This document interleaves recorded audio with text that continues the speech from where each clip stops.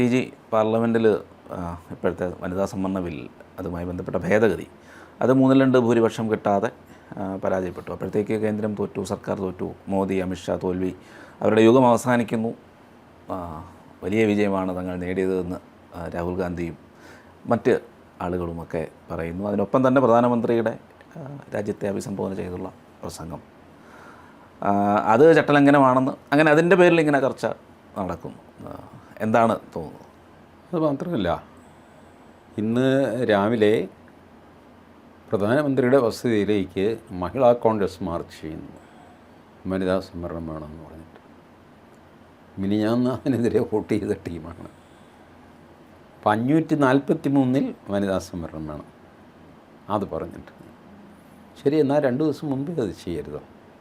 543 വനിതാ സംവരണം വേണം എന്ന് ആവശ്യപ്പെടാൻ ഇനി ആരും ബാക്കിയില്ല. എല്ലാ രാഷ്ട്രീയ പാർട്ടി ആവശ്യപ്പെട്ടതാണ്. അങ്ങനെയാണല്ലോ ഈ 2023 ബില്ല് തന്നെ വന്നത്. ആ ബില്ലനുസരിച്ചുള്ള അടുത്ത നടപടിയാണ് ഇപ്പോൾ നരേന്ദ്രമോദി സർക്കാർ കൊണ്ടുവന്നത്. അപ്പോൾ അത് പറ്റില്ല. ഇതിൻ്റെ പ്രശ്നം ഈ സ്ത്രീകൾക്ക് 33% സംവരണം കൊടുക്കുന്നത് പുരുഷന്മാർക്ക് ഇഷ്ടമല്ലാത്തത് അവരുടെ സീറ്റ് പോകും എന്നുള്ളതുകൊണ്ടാണ്. ഇപ്പോൾ പത്തനാപുരം ഗണേഷ് കുമാറിൻ്റെ സീറ്റാണ്. പത്തനാപുരത്തല്ലാതെ വേറൊരു സ്ഥലത്ത് ഗണേഷ് കുമാർ ജയിക്കില്ല. അതാണ് പുള്ളിയുടെ രാഷ്ട്രീയം. ഞാൻ ഗണേഷ് കുമാറിനെ ഒരു ഉദാഹരണമായിട്ട് എടുത്തതേ ഉള്ളൂ കേട്ടോ, അല്ലാതെ അങ്ങേരുടെ എന്തെങ്കിലും വിരോധം ഉണ്ടായിട്ടോ എന്നല്ല. ഇതുപോലെ ഒരുപാട് പേരുണ്ട്. ചില പ്രത്യേക സീറ്റിൽ അവർ ജയിക്കും, വേറെ എവിടെ നിന്നാലും ജയിക്കില്ല. അവർ ആ കോൺസ്റ്റിറ്റ്യുവൻസിയെ നഴ്സ് ചെയ്ത് കൊണ്ടുവന്നിട്ടുണ്ട്. അപ്പോൾ ഇപ്പോൾ ഈ ഇരിക്കുന്ന 543 വെച്ച് വിഭജിച്ച് കഴിഞ്ഞാൽ റൊട്ടേഷൻ വഴി പത്തനാപുരം റിസർവേഷനായിട്ട് മാറുന്നു, വനിതാ റിസർവേഷനായിട്ട് മാറുന്നു. 5 വർഷം ഗണേഷ് കുമാർ പുറത്ത് നിൽക്കേണ്ടി വരും. ഇങ്ങനെ എത്രയോ ഗണേഷ് കുമാർമാരുണ്ടെന്നറിയാം, BJPയിലുമുണ്ട്. അപ്പോൾ ഇവരാണ് ഇതിന് തടസ്സം നിൽക്കുന്നത്. പുറത്തൊന്നും പറയില്ലായിരിക്കാം, അകത്ത് പല രീതിയിൽ. അപ്പോൾ ഇത് മനസ്സിലാക്കിക്കൊണ്ട് ഇതൊരു യാഥാർത്ഥ്യമാണ്. ഇതിന് ചികിത്സിച്ചിട്ടേ ഇനി വനിതാ സംവരണം കൊണ്ടുവരുള്ളൂ എന്ന് പറഞ്ഞു കഴിഞ്ഞാൽ നടക്കുന്ന കാര്യമല്ല. അപ്പോൾ മോദി തീരുമാനിച്ചു, ശരി എൻ്റെ പൊന്നെ, നീ നിൻ്റെ പത്തനാപുരമോ അല്ലെങ്കിൽ IB ഈഡൻ എറണാകുളത്ത് കെട്ടിപ്പിടിച്ചിരിക്കുന്നു, നിങ്ങൾ ഇരുന്നോ, നിങ്ങളെ ഞാൻ ഉപദ്രവിക്കുന്നില്ല. ഞാൻ അഡീഷണൽ ഒരു കസേര ഇട്ടിട്ട് അവിടെ അവരെ ഇരുത്തിക്കോളാം.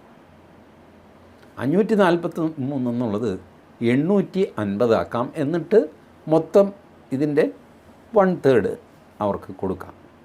അപ്പോൾ നിങ്ങളുടെ സീറ്റുകൾ ഭദ്രം, അവർക്ക് സംവരണവുമായി. ഇതും പറ്റില്ല. ഇത് അപ്പോഴാണ് അടുത്ത ഇത് തോണ്ടിയെടുക്കുന്നത്. സൗത്ത് ഇന്ത്യക്ക് കുറവ്. എങ്ങനെ സൗത്ത് ഇന്ത്യക്ക് കുറവ് എനിക്ക് മനസ്സിലായില്ല. 1961 ഡീലിമിറ്റേഷൻ നടത്തിയപ്പോൾ ഉത്തർപ്രദേശിന് 86 സീറ്റുണ്ടായിരുന്നത് 85 ആയിട്ട് കുറഞ്ഞു. കേരളത്തിൻ്റെ 18 സീറ്റ് 20 കൂടി. കർണാടകയുടെ 26 സീറ്റ് 28 കൂടി. കാരണം അന്ന് ഉത്തരേന്ത്യ പോപ്പുലേഷൻ താഴെ പോകുന്ന കാലം, ദക്ഷിണേന്ത്യ കയറി വരുന്ന കാലം. ഇപ്പോൾ ദക്ഷിണേന്ത്യ കയറി അതിൻ്റെ പീക്കിലെത്തി പതുക്കെ താഴെ ഇറങ്ങി തുടങ്ങി. ഉത്തരേന്ത്യ അതിൻ്റെ പീക്കിലേക്ക് എത്തി, ഇനി താഴെ ഇറങ്ങി തുടങ്ങും താമസിയാതെ, മേ ബി അടുത്ത 10 വർഷം. ഈ ജനസംഖ്യയും ഡീലിമിറ്റേഷൻ അല്ല, ഈ സ്ത്രീ സംവരണവും ഇത് തമ്മിൽ ബന്ധപ്പെടുത്താനേ പാടില്ല. വാസ്തവത്തിൽ നമ്മളുടെ രാജ്യത്തിൻ്റെ ഷേപ്പ് നോക്കിയിട്ടുണ്ട്. വടക്ക് വിസ്താരം കൂടുതലാണ്, തെക്ക് വിസ്താരം കുറവാണ്. വായുജ്യത്ത് എന്ത് തലകുത്തി മറിഞ്ഞാലും തെക്ക് ജനസംഖ്യ കുറവായിരിക്കും, വടക്ക് കൂടുതലായിരിക്കും. ഭാരതത്തിൻ്റെ ഷേപ്പ് അങ്ങനെയല്ലേ? കൂടുതൽ സ്ഥലമുള്ളിടത്തല്ലേ കൂടുതൽ ജനസംഖ്യ ഉണ്ടാകുന്നത്. ഉത്തർപ്രദേശിൻ്റെ അതേ ജനസംഖ്യ കേരളത്തിലുണ്ടാവുമോ? ഒരാളിൻ്റെ പുറത്ത് വേറൊരാളും പിന്നെ വേറൊരാളും കൂടെ കയറി നിന്നാൽ പോലും അത്രയും ജനസംഖ്യ ഇവിടെ നിൽക്കാൻ സ്ഥലം ഉണ്ടാവില്ല. What a foolish thing to do. ഈ നോർത്ത് സൗത്ത് ഒന്നും ഭരണഘടന അംഗീകരിക്കുന്ന വിഭജനങ്ങളല്ല. ഈസ്റ്റ് വെസ്റ്റ് അതും അംഗീകരിക്കുന്നതല്ല. 1 man 1 vote 1 value, ഇതാണ് ഭരണഘടനയുടെ പ്രിൻസിപ്പിൾ. വാല്യൂ ഒന്നായിരിക്കണം. ഇപ്പം ഞാൻ എൻ്റെ നിയോജകമണ്ഡലത്തിൽ 12 ലക്ഷം പേരുണ്ട്. 12 ലക്ഷം പേർക്ക് ഒരു പ്രതിനിധി. തെലങ്കാനയിൽ മൽക്കാൻഗിരി എല്ലാവരും പറയുന്ന ഉദാഹരണമാണ്. 39 ലക്ഷമോ അതോ 49 ലക്ഷമോ മറ്റാണ് അവിടുത്തെ ഒരു നിയോജകമണ്ഡലത്തിലെ വോട്ടർമാർ. അവർക്ക് ഒരു പ്രതിനിധി. ഇതെങ്ങനെ ശരിയാവും? വോട്ടിനൊരു വാല്യൂ ഇല്ലേ?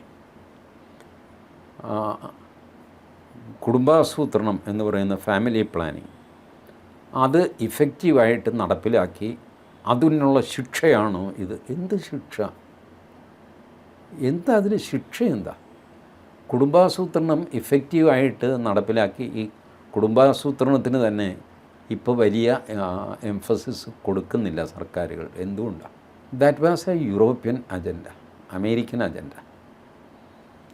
1960കളിൽ PL 480 സ്കീം വെച്ചിട്ട് അമേരിക്കയിൽ നിന്ന് നമുക്ക് ഗോതമ്പ് വരുമായിരുന്നു ഭക്ഷ്യക്ഷാമം പരിഹരിക്കാനായിട്ട്. അതിൽ അവർ വെച്ചൊരു കണ്ടീഷനാണ്, നിങ്ങളുടെ പോപ്പുലേഷൻ കൂടുതലാണ്, എണ്ണം കുറയ്ക്കുന്നൊക്കെ. അപ്പം നമ്മളത് വിശ്വസിച്ചു. ഇന്ദിരാഗാന്ധിയുടെ കാലത്ത് അതൊരു ഭ്രാന്തായിട്ട് മാറി. നിർബന്ധിത വന്ധ്യംകരണമൊക്കെ നടത്തി സഞ്ജയ് ഗാന്ധി അടിയന്തരാവസ്ഥ കാലത്ത്. ഇതൊക്കെ ഭ്രാന്തായിരുന്നു എന്ന് പിൽക്കാലത്ത് മനസ്സിലായി. എന്തുമായിക്കോട്ടെ, ഉത്തർപ്രദേശിലെ ഒരു പൗരനെ സംബന്ധിച്ചിടത്തോളം ഈ പോപ്പുലേഷൻ പോളിസി നടപ്പാക്കുന്നതിൽ സംസ്ഥാന സർക്കാർ പരാജയപ്പെട്ടു. അതുകൊണ്ട് അയാളുടെ വോട്ടവകാശത്തിൽ കുറവ് വരുന്നു എന്ന് പറയുന്നത് അംഗീകരിക്കാൻ പറ്റുമോ? അയാളവിടുത്തെ ഒരു പൗരനാണ്. ഉത്തർപ്രദേശിൻ്റെ പ്രാതിനിധ്യം കുറയുമ്പോൾ ഇവരെല്ലാം ആരും ഒന്നും മിണ്ടിയില്ലല്ലോ. അപ്പോൾ കൂടാൻ നേരത്താണല്ലേ ഈ പരാതി, കുറയാൻ നേരത്ത് ആർക്കും പരാതിയില്ല. അത് ഉത്തർപ്രദേശിൻ്റെ അല്ലേ, അത് കുറഞ്ഞോട്ടെ, നമ്മുടെ കൂടുകയാണ്, നമ്മുടെ 18-20 ആകുകയാണ്, അതിനൊരു പരാതി ഉണ്ടായില്ല. വേറൊന്ന്, ഉത്തർപ്രദേശിൻ്റെ വലിപ്പം അത്രയുണ്ട്. എല്ലാവർക്കും ഉത്തർപ്രദേശിനോട് അസൂയാണ്. കാര്യം എന്താ? ആ സ്റ്റേറ്റ് വളരെ വലുതാണ്. ആ സ്റ്റേറ്റ് ഒരു 4-5 കഷ്ണമാക്കിക്ക് ഈ പരാതി അങ്ങ് തീരും. ഇത്രയേ ഉള്ളൂ. വാസ്തവത്തിൽ അത് ആക്കേണ്ടിയും വരും. ദീനദയാൽജി പിന്നെ ഠേങ്കഡിജിയൊക്കെ പറഞ്ഞുകൊണ്ടിരുന്നത് ഐഡിയലി 56 സംസ്ഥാനങ്ങൾ വേണം ഭാരതത്തിൽ. ജനപദം എന്നാണ് ദീനദയാൽജി അതിനെ വിളിച്ചുകൊണ്ടിരുന്നത്. 56 ജനപദങ്ങൾ ഒറിജിനലി ഭാരതത്തിലുണ്ടായിരുന്നു. അത് ഓർഗാനിക്കാണ്. അത് ഭാഷ വെച്ചോ മറ്റേതെങ്കിലും ഇത് വെച്ചോ ഉള്ളതല്ല, ഓർഗാനിക്കായിട്ടുള്ള പ്രദേശങ്ങളാണ് 56. ഈ 56 ജനപദങ്ങൾ ദീനദയാൽജി പറഞ്ഞു, നിങ്ങൾ നോക്കൂ, നിങ്ങൾ തലകുത്തി മറിഞ്ഞ് അവസാനം 56 പോയി നിൽക്കും. അയ്യോ, 56 സംസ്ഥാനമോ, എന്താ ദീനദയാൽജി ചെയ്തത്? ദീനദയാൽജി പറഞ്ഞു, ഞാൻ പറയുന്നത് നിങ്ങൾ കേൾക്കണം, നിങ്ങൾക്കിത് ചെയ്യേണ്ടി വരും, നാളെ ഒരു ദിവസം ഇത് ചെയ്യേണ്ടി വരും, ഇപ്പം തന്നെ ചെയ്യുന്നതാണ് അതിൻ്റെ ഭംഗി. വെച്ചാൽ ഭാരതം ഒന്നാണ്. നമ്മളുടെ ഭരണ സൗകര്യത്തിന് വേണ്ടിയിട്ട് നമ്മൾ ഇത് സംസ്ഥാനങ്ങളായിട്ട് വിഭജിക്കുന്നു. അത് 56 ആയാലെന്താ, കുറച്ചുകൂടെ കൺട്രോൾ ഉണ്ടാകും. ഇപ്പോൾ UP മുഖ്യമന്ത്രിക്ക് UPയിൽ ഒരറ്റം മുതൽ മറ്റേ അറ്റം മുതൽ ഹെലികോപ്റ്ററിൽ പോകാൻ പറ്റുള്ളൂ. അതാണ്. എത്ര യാത്ര ചെയ്യും ഒരു മനുഷ്യൻ ഹെലികോപ്റ്ററിൽ? It is impossible. എന്നിട്ടും ഉത്തരാഖണ്ഡ് കൊടുത്തു, ഇവിടെ ബീഹാറിൽ നിന്നെടുത്ത് ജാർഖണ്ഡ് കൊടുത്തു. അങ്ങനെയൊക്കെ കൊടുത്തെങ്കിലും ഭീമാകാരമായ വലിപ്പമാണ് ഈ സംസ്ഥാനങ്ങൾക്കൊക്കെ. അപ്പോൾ വലിപ്പമുള്ള സംസ്ഥാനങ്ങൾക്ക് കൂടുതൽ MP എന്ന് പറഞ്ഞിട്ട് ചെറിയ സംസ്ഥാനം ബഹളം വയ്ക്കുന്നു. അവന് കണ്ടില്ല, അവന് 45 MP. 45 MP എന്ന് പറഞ്ഞാൽ അത്ര വലുത്. രാജസ്ഥാനിലെ ഒരു ലോക്സഭാ മണ്ഡലം കേരളത്തേക്കാൾ വലുതാണ്. ബാർമർ മൊത്തം കേരളത്തേക്കാൾ വലിപ്പമുണ്ട്. മരുഭൂമിയാണ്. അങ്ങനെ ഇരിക്കുമ്പോൾ എവിടെയോ ഒരു ഇതിൽ ആൾതാമസമുണ്ട്. ഇതാണ് ഇതിൻ്റെ സിറ്റുവേഷൻ. ഇനി സീറ്റ് കൂട്ടിക്കഴിഞ്ഞാൽ മോദി ഭയങ്കര ബുദ്ധിമാനാണ്. ഉത്തരേന്ത്യയിൽ മാത്രം BJP ജയിച്ചാൽ ഇന്ത്യ ഭരിക്കാൻ പറ്റും. അതാണ് മോദിയുടെ തന്ത്രം. ഇപ്പോൾ ഈ 543 ഉണ്ടല്ല, ഇതിൽ തന്നെ ഉത്തരേന്ത്യൻ സീറ്റുകൾ കൊണ്ട് ഇന്ത്യ ഭരിക്കാൻ പറ്റും. അടിയന്തരാവസ്ഥയ്ക്ക് ശേഷം ജനതാ പാർട്ടി അധികാരത്തിൽ വന്നപ്പോൾ നോർത്ത് ഇന്ത്യയിലെ സ്വീപ്പ് ചെയ്തുകൊണ്ട് പോയി. സൗത്ത് ഇന്ത്യയിൽ എന്ത് കിട്ടിയവർക്ക്? 5 സീറ്റോ മറ്റോ കിട്ടി. കർണാടക 2, തമിഴ്നാട് 2, ആന്ധ്ര 1, 5 സീറ്റ്. ബാക്കി മുഴുവൻ ഉത്തരേന്ത്യ. ഈ 5 സീറ്റ് കിട്ടിയില്ലായിരുന്നെങ്കിൽ പോലും ജനതാ പാർട്ടി ഭരിക്കും. നോർത്ത് തന്നെ മുഴുവൻ കിട്ടില്ല. കാശ്മീരിൽ അവർക്ക് സീറ്റില്ല ജനതാ പാർട്ടിക്ക്. ആസാമിൽ 3 സീറ്റേ ഉള്ളൂ. ബാക്കി അരുണാചൽ പ്രദേശ്, നാഗാലാൻഡ്, മേഘാലയ അവിടെ ഒന്നുമില്ല. ബംഗാളിൻ്റെ എൻ്റെ ഓർമ്മയിൽ 15 സീറ്റേ ഉള്ളൂ ജനതാ പാർട്ടിക്ക്. സ്റ്റിൽ 295 പിന്നെ അവരുടെ ഘടകകക്ഷിയൊക്കെ ചേർത്തിട്ട് 300 കൂടുതൽ സീറ്റ് അവർക്ക് കിട്ടി. ഇപ്പോഴും ഈ സീറ്റൊന്നും കൂട്ടേണ്ട കാര്യമില്ല. നിങ്ങൾക്ക് ഉത്തരേന്ത്യയും പശ്ചിമേന്ത്യയും മഹാരാഷ്ട്ര, ഗുജറാത്ത് ചേർത്ത് കഴിഞ്ഞാൽ നിങ്ങൾക്ക് ഇന്ത്യ ഭരിക്കാം. അതുകൊണ്ട് ദോഷവുമില്ല. ഈ റീജിയണൽ പാർട്ടികൾ വന്നിട്ട് ഉണ്ടാക്കിയ കുത്തിത്തിരിപ്പും പ്രശ്നമാണ്. നേരത്തെ ഈ പ്രശ്നം ഉണ്ടായിരുന്നില്ല. ലാൽ ബഹദൂർ ശാസ്ത്രി മരിച്ചപ്പോൾ കോൺഗ്രസ് ആദ്യം പരിഗണിച്ചത് ഇദ്ദേഹത്തെയാണ്, കാമരാജിനെയാണ്. അന്ന് തമിഴിനാണ്, അതൊന്നും പ്രശ്നമായിരുന്നില്ല. കാമരാജാണ് പറഞ്ഞത് എനിക്ക് പറ്റില്ല, എനിക്ക് ഇംഗ്ലീഷ് അറിയില്ല, ഹിന്ദിയും അറിയില്ല, അകത്തെ കാര്യങ്ങളും നോക്കാൻ പറ്റില്ല, പുറത്തെ കാര്യവും നോക്കാൻ പറ്റില്ല. അങ്ങനത്തെ ഒരു പ്രധാനമന്ത്രി ഇരുന്നിട്ട് എന്താ? അതല്ല, അതൊക്കെ നമുക്ക് ശരിയാക്കാം, വേണ്ട, അത് പറ്റില്ല. അങ്ങനെയാണ് ഇന്ദിരാഗാന്ധി ആകുന്നത്.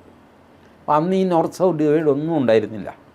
കോൺഗ്രസ് ഒരു ദേശീയ പാർട്ടിയായിരുന്നു. ഭാരതീയ ജനസംഘം ദേശീയ പാർട്ടിയുടെ വലിപ്പമൊന്നുമില്ല, പക്ഷേ ദേശീയമായിരുന്നു, ഭാരതീയമായിരുന്നു. അത് കഴിഞ്ഞിട്ട് ഈ DMK അവരിവരൊക്കെ വന്നു കഴിഞ്ഞപ്പോഴല്ലേ ഇപ്പോൾ ഈ റീജിയണൽ ഫീലിംഗ് വരുന്നത്. ഇപ്പോൾ റീജിയണൽ ഫീലിംഗ് വെച്ച് പൊറുപ്പിക്കാവുന്ന ഒരു കാര്യമല്ല. നാളെ കിഴക്കന്മാരിറങ്ങും, തെക്കന്മാരിറങ്ങും. ജനസംഖ്യയിൽ ഒരു കാലത്ത് ഏറ്റവും മുമ്പിൽ നിന്നത് കിഴക്കന്മാരാണ്. അതായത് ബംഗാൾ, ഒറീസ, ആസാം. അവരുടെ താഴെ പടിഞ്ഞാറ് നിന്നു, അതിനും താഴെ തെക്കന്മാർ നിന്നു, ഏറ്റവും താഴെയാണ് വടക്കന്മാർ നിന്നത്. അത് നിങ്ങൾ ഏത് പീരീഡ് എടുക്കുന്നു എന്നുള്ളതിനെ ആശ്രയിച്ചിരിക്കും. 1872 മുതൽ 1901 വരെ എടുത്താൽ ഒരു ചിത്രം കിട്ടും. 1901 മുതൽ 51 വരെ എടുത്താൽ വേറൊരു ചിത്രം കിട്ടും. 51, 71 എടുത്താൽ വേറൊരു ചിത്രം കിട്ടും. 71, 2011 എടുക്കുമ്പോൾ വേറൊരു ചിത്രം കിട്ടും. അപ്പം നിങ്ങൾക്ക് സൗകര്യമുള്ളൊരു ചിത്രം എടുത്തിട്ട് എൻ്റെ കുറഞ്ഞു പോയി എന്ന് പറയുന്നത് മര്യാദയല്ല. അത് ചെയ്യാനേ പാടില്ല. നോർത്ത് സൗത്ത് ഡിവൈഡിൻ്റെ ആവശ്യമൊന്നുമില്ല. ഇത്തവണ ഞാൻ വിശ്വസിക്കുന്നത് എവിടെയോ ഭരണകക്ഷിക്ക് അവരുടെ ഫ്ലോർ മാനേജ്മെൻറ്റിൽ ഒരു പ്രശ്നം വന്നിട്ടുണ്ട്. ഒരു സാമാന്യ ബുദ്ധിക്കറിയാം DMK ഇതിനെ പിന്തുണയ്ക്കില്ല, TMC പിന്തുണയ്ക്കില്ല. തിരഞ്ഞെടുപ്പ് മറ്റന്നാൾ നടക്കാൻ പോവില്ലേ. ഭരണകക്ഷിയുമായിട്ട് ഡൽഹിയിൽ കൂട്ടുകൂടി എന്ന് പറഞ്ഞ് തമിഴ്നാട്ടിൽ അവർക്ക് വഴി നടക്കാൻ സമ്മതിക്കില്ല. ഇതുപോലെ മമതയ്ക്കും ഡൽഹിയിൽ നിങ്ങൾ കൂട്ടല്ലേ, നിങ്ങൾ ഒരുമിച്ച് ബില്ല് പാസ്സാക്കിയവരല്ലേ എന്നൊക്കെ പറയും. അതുകൊണ്ട് അവരത് ചെയ്യില്ല. ചെയ്യാൻ സാധ്യതയുള്ളത് ആരാ? സമാജ്വാദി പാർട്ടിയും രാഷ്ട്രീയ ജനതാദൾ RJD. ഇവർക്ക് ചെയ്യാം. കാരണം നമ്പർ ഓഫ് സീറ്റ്സ് കൂടുന്നുണ്ട് UP യിൽ. 80 നിന്ന് 120 കൂടുന്നു. ഈ 120 കുറച്ച് പെണ്ണുങ്ങൾക്ക് കൊടുക്കേണ്ടി വരും. ഇതൊന്നും RJDക്കും സമാജ്വാദി പാർട്ടിക്ക് ഇഷ്ടമുള്ള കാര്യമൊന്നുമല്ല. എന്നാലും അവരാലോചിക്കും, കുറച്ച് സീറ്റ്, 1/3 സീറ്റ് പെണ്ണുങ്ങൾക്ക് പോകും, എന്നാലും നമ്മുടെ മറ്റേ കക്ഷികളെയൊക്കെ ജയിപ്പിച്ചെടുക്കരുതോ? കുറേ പേർ കൂടെ എല്ലാ പാർട്ടിയിലും സ്ഥാനാർത്ഥിയാകാൻ ആൾക്കാർ ഇങ്ങനെ തിങ്ങി നിൽക്കുകയല്ലേ, BJP യിലടക്കം. അപ്പോൾ 10 സീറ്റ് കൂടുതലുണ്ടെന്ന് പറഞ്ഞു കഴിഞ്ഞാൽ 10 പേരകത്തേക്ക് ചാടിക്കയറും, എല്ലാവർക്കും ആശ്വാസമാകും. അപ്പോൾ ഇത് സ്റ്റാലിനും അറിയാം, മമതയ്ക്കും അറിയാം. പക്ഷേ തെരഞ്ഞെടുപ്പായതുകൊണ്ട് അവർക്ക് സപ്പോർട്ട് ചെയ്യാൻ പറ്റില്ല.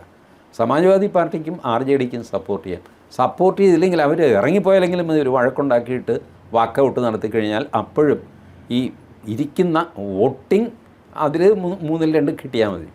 അപ്പോഴും ചിലപ്പോൾ ബില്ല് പാസ്സായിപ്പോയി. അപ്പോൾ ഇതിനിടയ്ക്ക് എവിടെയോ ഫ്ലോർ മാനേജ്മെൻറ്റിൽ പ്രശ്നം വന്നിട്ടുണ്ട്. അതുകൊണ്ടാണ് ബില്ല് പോയത്. ആൻഡ് ഐ തിങ്ക് ഈ തെരഞ്ഞെടുപ്പ് കഴിഞ്ഞ് കഴിഞ്ഞാൽ വീണ്ടും ഇത് ഒരു വിചാരമുണ്ടായിട്ട് വീണ്ടും ഈ ബില്ല് വരും. കാരണം ശരിക്ക് ഭരണഘടന പറഞ്ഞിരിക്കുന്ന ഡീലിമിറ്റേഷൻ നടത്തിക്കഴിഞ്ഞാൽ ഈ പറഞ്ഞവരെല്ലാം പണി കിട്ടും. സീറ്റ് കൂടുതൽ വേണമെന്നൊക്കെ വിചാരിക്കുന്നവർക്ക് കുറവാകും, കുറവ് വേണ്ടവർക്ക് കൂടുതലാകും. അങ്ങനെയാണ് ഭരണഘടന അത് വിഭാവനം ചെയ്തിരിക്കുന്നത്. ഭരണഘടന ഉണ്ടാക്കുമ്പോൾ ഇതൊന്നും അറിഞ്ഞുകൂടാത്തവരാണോ? ജനസംഖ്യ കൂടുമെന്നും ഒക്കെ അവർക്കറിയാം. ഓക്കെ, കൂടുന്നെങ്കിൽ കൂടട്ടെ, ഫാമിലി പ്ലാനിങ് ശരി. ഈ ഫാമിലി പ്ലാനിങ് നടത്തിയാലേ എം പിമാരെ കിട്ടുകയുള്ളൂ എന്ന് പറഞ്ഞ് എന്ത് പരിപാടിയാണ്? എം പിമാരെ കൂടുതൽ കിട്ടാനായിട്ട് ഉത്തരേന്ത്യക്കാർ കൂടുതൽ പ്രസവിച്ചു എന്നാണോ പറഞ്ഞുകൊണ്ട് വരുന്നത്? എനിക്ക് മനസ്സിലാവില്ല. ഏതെങ്കിലും ഒരു മനുഷ്യൻ എടീ നീ ഒന്നുകൂടെ പ്രസവിക്കുക, നമുക്ക് 18 വർഷം കഴിയുമ്പോൾ ഒരു വോട്ടർ കൂടെ ഉണ്ടാകും, അപ്പോൾ നമുക്കൊരു എം പി കൂടെ ഉണ്ടാകും. ഇതൊക്കെ എന്ത് ഭ്രാന്താണ്? കേരളത്തിലെ ആൾക്കാർ അവർ വലിയ നന്മ പറഞ്ഞാൽ ഭാര്യയോട് പറയുന്നു, എടീ എം പി ഇല്ലെങ്കിലും വേണ്ടില്ല, നമുക്ക് പോപ്പുലേഷൻ നിയന്ത്രിച്ചുകൂടാ. ഇങ്ങനെയൊന്നും അല്ല. ഇതും ഈ പോപ്പുലേഷൻ കൺട്രോളും ഡീലിമിറ്റേഷനും തമ്മിൽ ജീവിതത്തിൽ യാതൊരു ബന്ധവുമില്ല. ഇപ്പം നിങ്ങൾക്ക് പിടിച്ചു നിൽക്കാൻ വേണ്ടിയിട്ട് നിങ്ങൾ ഇറക്കുന്ന ഒരു നമ്പർ മാത്രമാണ്. ഇങ്ങനെ കൂടിക്കൊണ്ടിരുന്നാൽ ഇനി സ്റ്റേഡിയത്തിലൊക്കെ നടത്താൻ പറ്റുമെന്നൊക്കെ ജോൺ ബ്രിട്ടാസ് ചോദിക്കുന്നുണ്ടായിരുന്നു. ഞാൻ പറയട്ടെ, ഇന്ത്യയേക്കാൾ എത്രയോ ചെറിയ രാജ്യമാണ് ഇംഗ്ലണ്ട്. അവിടെ 850 പേരുണ്ട്, 850 ജനപ്രതിനിധികളുണ്ട്. ഏത് സ്റ്റേഡിയത്തിലാണ് ബ്രിട്ടാസെ അവർ നടത്തുന്നത്? വെറുതെ വാചകമാണ്. ഇതൊക്കെ ഒരു കാര്യം നടക്കാതിരിക്കാനായിട്ട് പല രീതിയിൽ പറയുക, അത്രയേ ഉള്ളൂ. രാഷ്ട്രീയം കളിച്ചു എന്നൊരു ആരോപണമുണ്ട്. അതായത് BJP മനഃപൂർവ്വം ഇത് ചെയ്തതാണ്. ഇലക്ഷൻ ഒരു ഏത് രാഷ്ട്രീയ പാർട്ടി അധികാരത്തിലിരുന്നാലും പ്രതിപക്ഷത്തിരുന്നാലും അവർ ചെയ്യുന്നതിൻ്റെ പിന്നിൽ ഒരു രാഷ്ട്രീയ ലക്ഷ്യം ഉണ്ടാവും. അതിൽ തെറ്റെന്താ? ഉണ്ടാവുമല്ലോ, തീർച്ചയായിട്ടും. ഇതിലിപ്പോൾ മോദി ചെയ്ത് ബില്ല് ജയിച്ചാലും പുള്ളി ജയിക്കും, ബില്ല് വീണാലും പുള്ളി ജയിക്കും.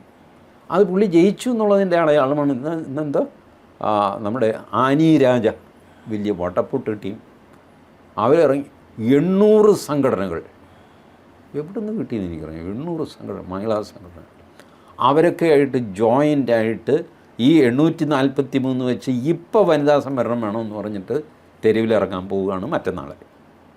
800 പേരെ കിട്ടട്ടെ. അപ്പോൾ എന്ത് വാങ്ങിക്കോട്ടെ, ഞാൻ അവരെ കുറച്ച് പറയില്ല. ഈ റിയാക്ഷൻസൊക്കെ വരുന്നതിൻ്റെ അടയാളം എന്താ? മോദി ജയിച്ചു എന്നുള്ളതാണ്. കാരണം മോദി രാഷ്ട്രത്തെ അഭിസംബോധന ചെയ്തു, ഞാൻ തോറ്റു, എന്നെ തോൽപ്പിച്ചു, എനിക്ക് നമ്പേഴ്സ് ഉണ്ടായിരുന്നില്ല, ബട്ട് ഞാനിത് നടത്തിയിട്ട് അടങ്ങും. അപ്പോൾ ആ സ്പീച്ചിൻ്റെ ഇമ്പാക്റ്റ് ഇവർക്ക് മനസ്സിലായി.